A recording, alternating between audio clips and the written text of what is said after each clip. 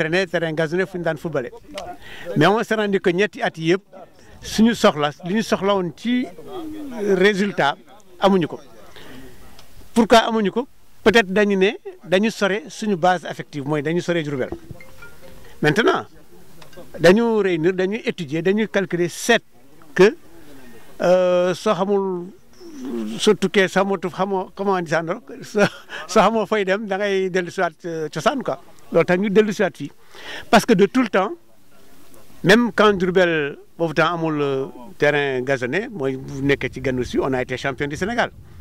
joué nañ fii ci Ganous bi contre Linguère match aller fii ñu door leen match retour à Saint-Louis ci gazon bi mais ils n'ont rien pu faire contre nous donc ils n'ont pas renversé la situation ce qui veut dire que jóge Diourbel dem porte-bonheur la ci ñun.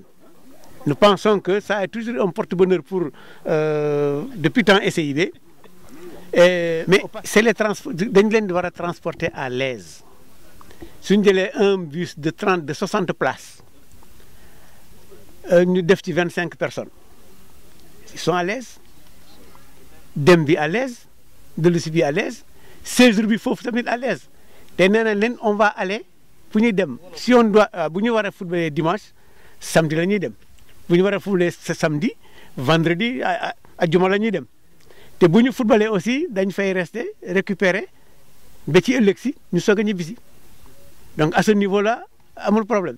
te le sportif bi dafa am benn leen accompagner mooy articulation ak muscle am nañ spécialiste yoo xam ne vraiment muscle articulation consort dinañ toppatoo jour yi mooy récupération ak massage extrêmement important que suñu paree match décrassé suñu baree décrassé noppalu jaar am na fu leen di jaarloo ci scientifiquement mooy bain chaud bain froid et consort wàññi li fi nekk ci coono yëpp maase leen et puis ensuite dugg nice ci benn ngan di bus ñu bisiwaat fii et puis voilà. fi ñuy koppor amuñu problème mu koppor dañuy amul problème mu koppor suñu budget c'est entre 6-7 millions mensuels diggante fii ak juin.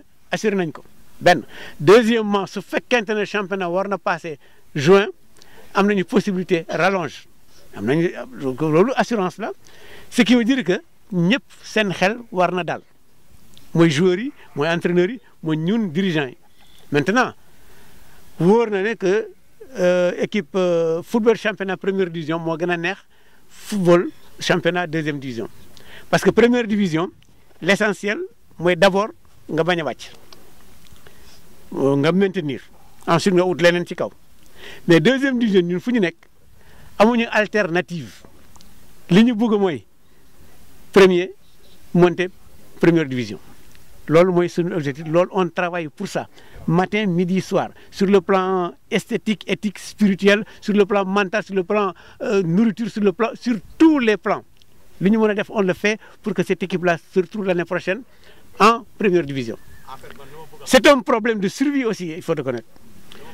Entraîneur bi amuñu n'a pas bon d'abord c'est vrai que amoon nañu un contrat on a signé un contrat de 2 ans avec l'entraîneur mais dans tous les contrats du monde c'est lié à des objectifs. Si on ne remplit pas les objectifs on revoit.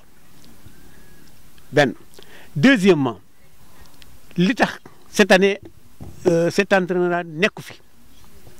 moom dafa nekk un fonctionnaire de l'État c'est un employé c'est un fonctionnaire de l'État il est du ministère des sports dafa toog ministère sport rappelé ko au ministère donc mënutul nekk Diourbel mënutul nekk fu ñu nekk il faut que mu rejoindre son poste à Dakar te mënul nekk Dakar di entraîner fii tous les jours loolu mënul nekk benn.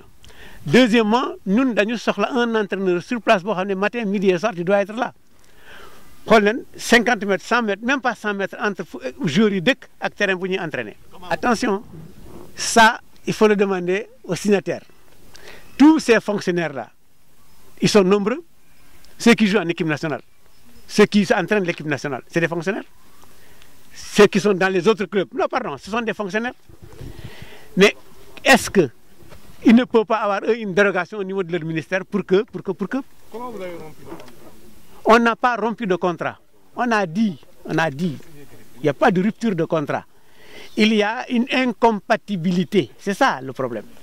La femme incompatibilité. Mënul nekk fonctionnaire nekk Dakar war a xëy bureau ensuite war a ñëw fi entraînement soir. C'est pas possible. ñun Mbour la ñuy joué. ñu Thiès demuñu Fatick demuñu Kaolack ñu bëgg a dem Mbour. Oui, mais jëmukaay la. Parce que Thiès, ils vont disposer d'un terrain avec 4 équipes. Problème là. À Fatick, il y a déjà un terrain pour 2 équipes. À Mbour, au terrain de Jambar, les terrains de compétition de Jambar, quand le Jambar ne joue pas là-bas, le terrain est libre. Et même des équipes de Mbour, les football Jambar.